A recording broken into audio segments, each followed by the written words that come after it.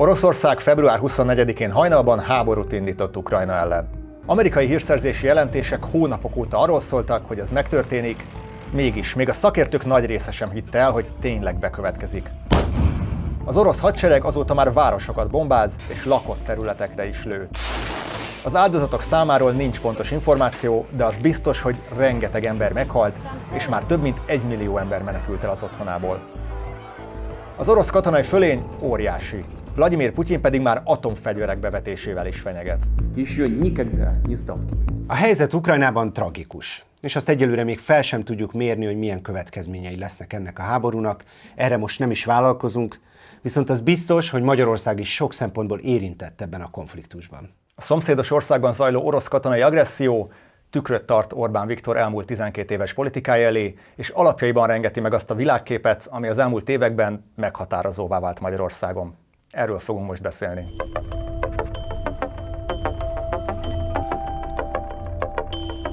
Az, hogy Orbán Viktor és a Fidesz a 2000-es években még teljesen máshogy állt az orosz birodalmi törekvésekhez, Vladimir Putyinhoz, vagy belorusz kollégájához, Lukasenkához, az közismert. Miközben Minszkben szétverték a választási csalások miatt tüntetőket, Budapesten is volt egy tüntetés, Szijjártó Péter, a Fidesz szóvivője részt vett ezen. Fidesz ifjúsági szervezete, a Fidelitas szervezte ezt a megmozdulást. Közép-európai népeknek kötelessége, amikor független országot él katonai agresszió, egyértelműen és világosan beszélni. Szerintem bennünket, magyarokat 56 miatt különösképpen terhel ez a kötelesség. Ezért, amikor egy független államot az oroszok katonai agresszióban megtámadnak, akkor nekünk világosan, egyenesen és helyes erkölcsi alapállást elfoglalva érdemes megszólalnunk. Lehet, hogy az olaj keletről jön, de a szabadság mindig nyugatról érkezik. A fideszes politikusok világképét ekkor még azt határozta meg, hogy mégiscsak a szovjet megszállók elleni lázadással kezdték a politikai karrierjüket.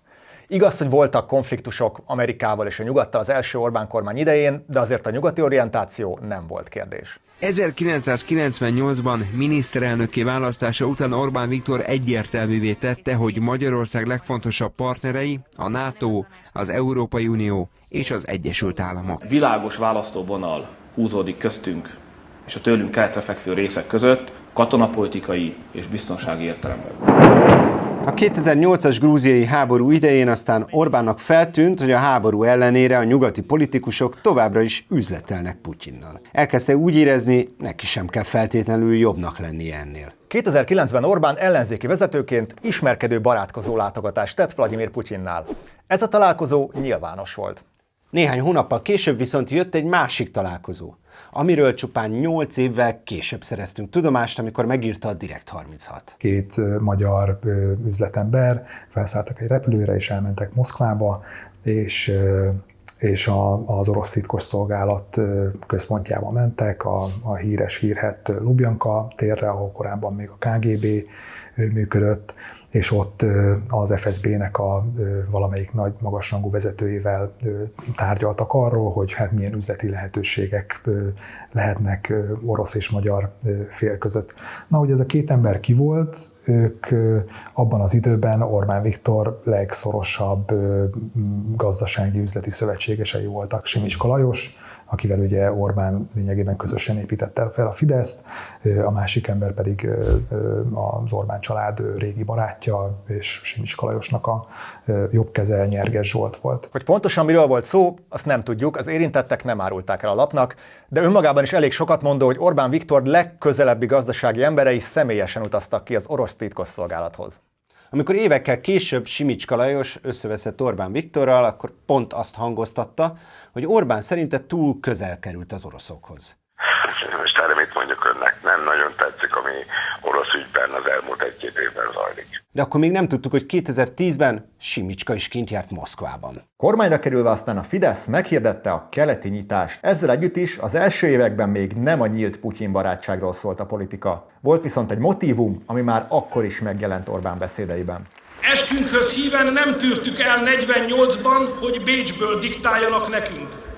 Nem tűrtük el 56-ban és 1990-ben sem, hogy Moszkvából diktáljanak. Most sem hagyjuk, hogy Brüsszelből vagy bárhonnan bárki is diktáljon nekünk.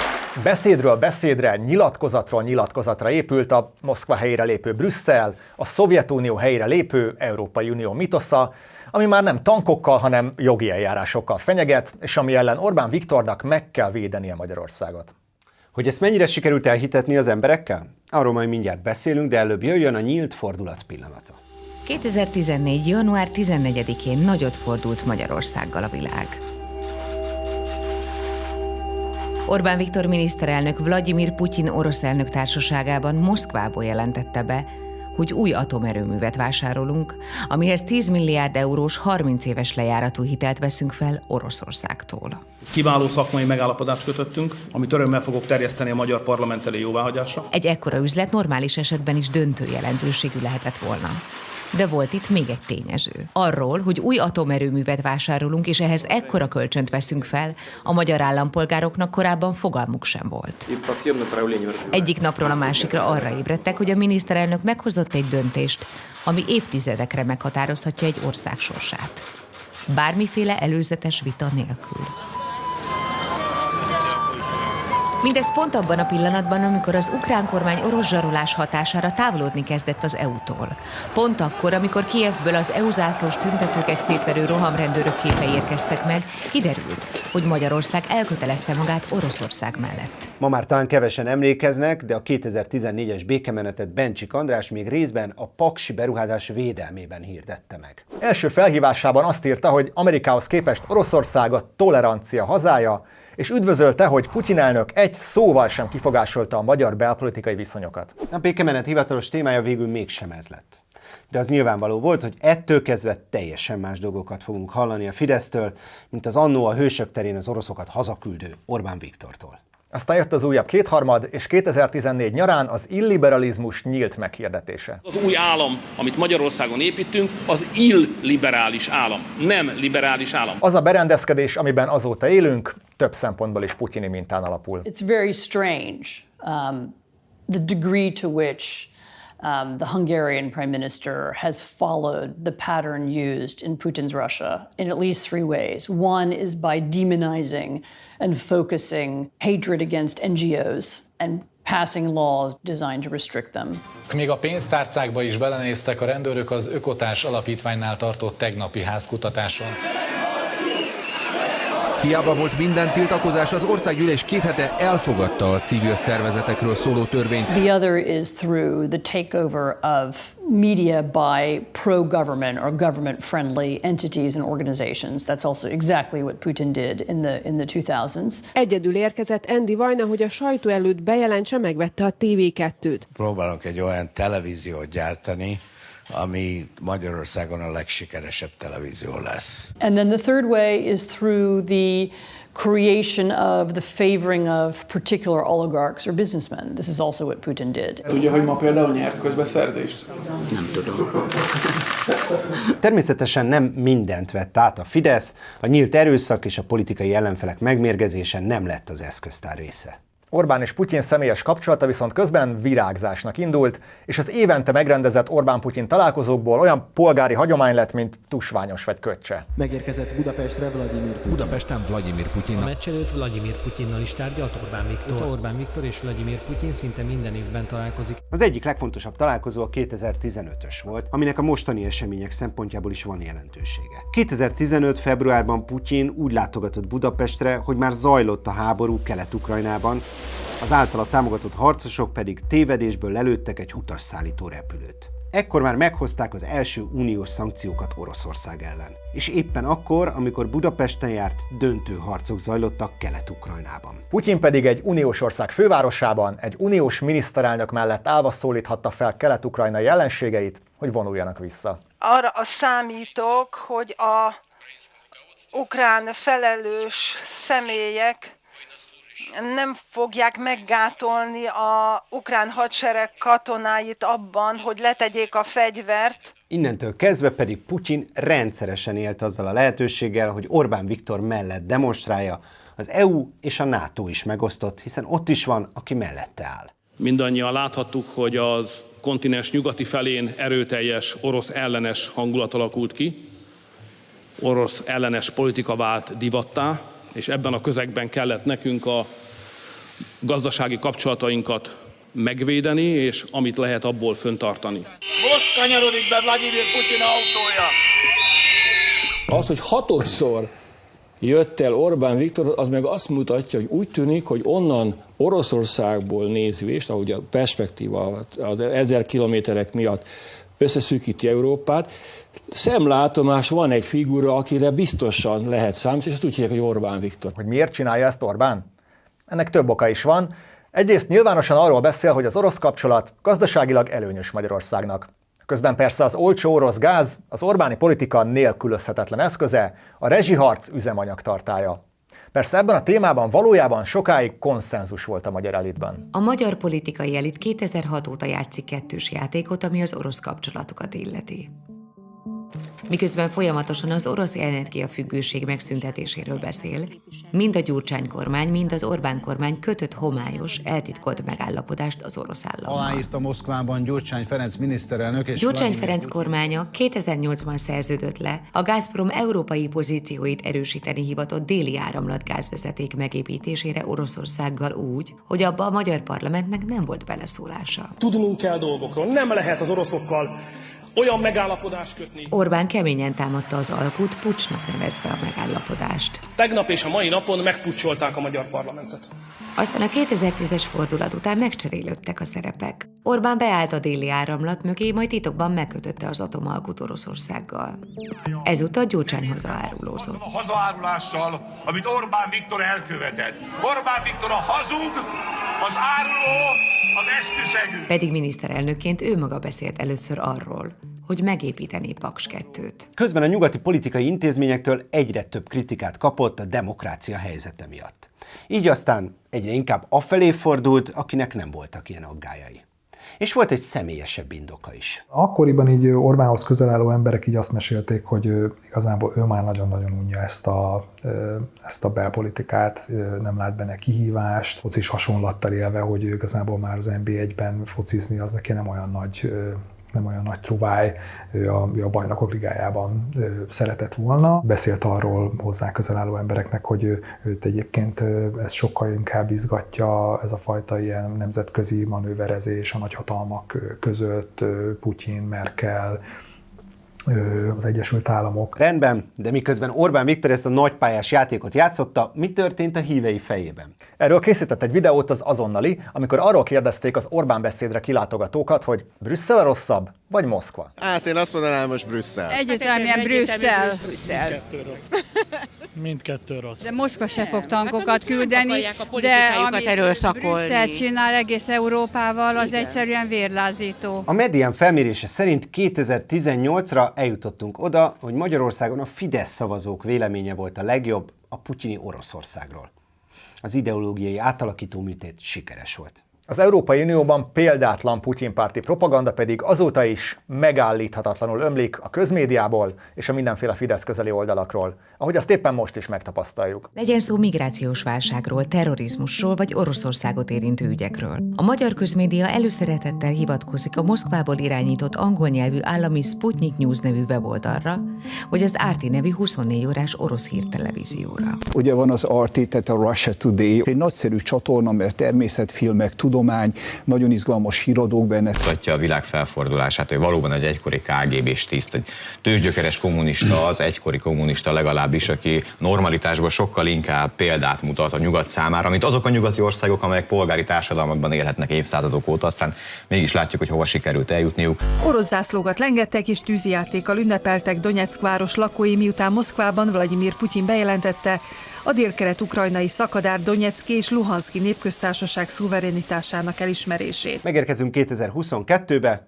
és Orbán Viktor, a tapasztalt hajóskapitány az utolsó pillanatig nem érzékelte a veszélyt. Magyarország jégtörő lehet Oroszország és a nyugat között, erről beszélt a miniszterelnök reggel a Kossuth Rádióban a keddi moszkvai látogatása kapcsán. Nagyon bíztató eredménnyel zárult Vladimir Putyin és Orbán Viktor tegnapi moszkvai találkozója. Az M1-en nyilatkozó elemző szerint Orbán Viktor a közös sajtótájékoztatón úgy fogalmazott, ha van orosz gáz, van rezsicsökkentés, ha nincs orosz gáz, nincs rezsicsökkentés. Szijjártó Péter kitüntetését pedig, amit Szergej Lavrov orosz külügyminisztertől kapott. Ez a barátságért díj a létező legmagasabb legmagasabb kitüntetés Oroszországban, amit külföldi megkaphat. Igen, szóval ezt nemrég még így ünnepelték fideszes körökben. Vladimir Putyintól kitüntetést is kaptál a kiváló kétoldalú kapcsolatok fejlesztéséért. Köszönöm. És még a februári évértékelőn sem tűnt úgy, hogy Orbán fordulatra számítana. És így felesleges vitatkozás helyett inkább kidolgoztunk és működtetünk egy magyar modellt.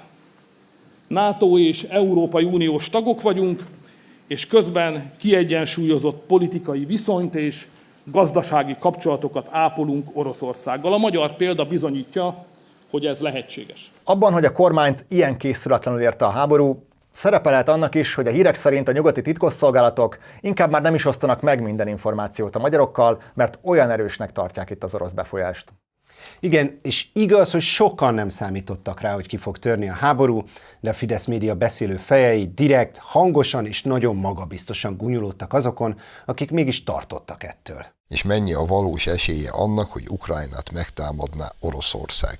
Én segítek a Telexnek, annak semmi esélye nincs. Oroszország nem fogja megtámadni Ukrajnát, ezt egy hülye is tudja. Aztán mindenkit arcul csapott a valóság.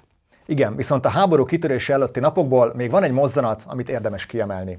Február 21-én hétfőn az orosz tévé is adta a Nemzetbiztonsági Tanács ülését. Ennek pedig volt egy különös pillanata. Поддержу предложение о признании.